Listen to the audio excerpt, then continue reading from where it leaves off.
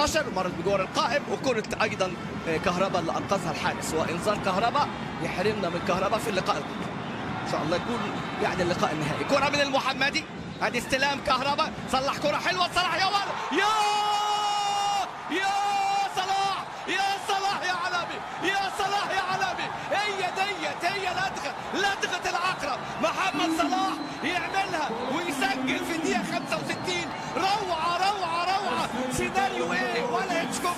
لو هيتشكوك كتبوا يا هيكتور كوبر مش هيبقى كده. وفرحة مصرية عن طريق محمد صلاح النجم العالمي. صلاح يظهر وبان، وعليك الامان. وهيكتور كوبر اللي امامنا هنا يعني لا يبتسم لان لسه اللي قالها، لكن هدف حلو. بص الكرة، شوف لما ظبطت يا ولد يا كهرباء. محمد صلاح يرشقها رش، يا ولد يا ولد يا ولد. هي كرة القدم المصرية. واقول لحضراتكم كرة القدم المصرية بتعرف يعني مصيرها في هذه اللقاءات الكبيرة، تحدد مصيرها بنفسها.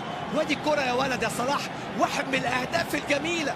هدف ماركة محمد صلاح فيراري، ويأتي هيرفي كوفي وعصام الحضري اللي حافظ على حظوظنا بهذا يعني الأداء الرائع جدا. محمد صلاح يسجل تصل إلى ياجو في عمق وسط الملعب. طارق حامد، الكرة اللي في العمق، ادي تغطية من احمد فتحي. خلي بالك بلاش الحاجات دي هنا. وادي كابوريه خطرة جدا. بانسي والتعادل ياتي عن طريق اللاعب بانسي.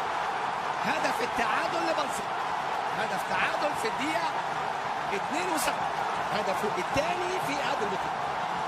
شوف هنا باولو دوارتي سجل صلاح في الدقيقة 65 وعادل بانسي في الدقيقة 72. خطأ في التمركز، خطأ في الرقابة، وأصبحت النتيجة 1-1. أرستيد بانسي سجل التعادل. بص هنا من أولها باينة، ادي ياجو، أحمد فتحي، علي جبر خارج اللعبة تماما.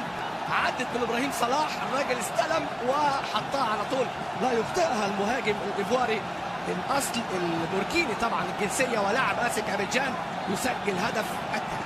أول هدف في عصام الحضري في يعني هذه المباراة منذ هدف أحمد حسن في لقاء الكاميرون.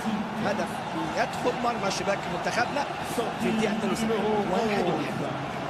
1-1.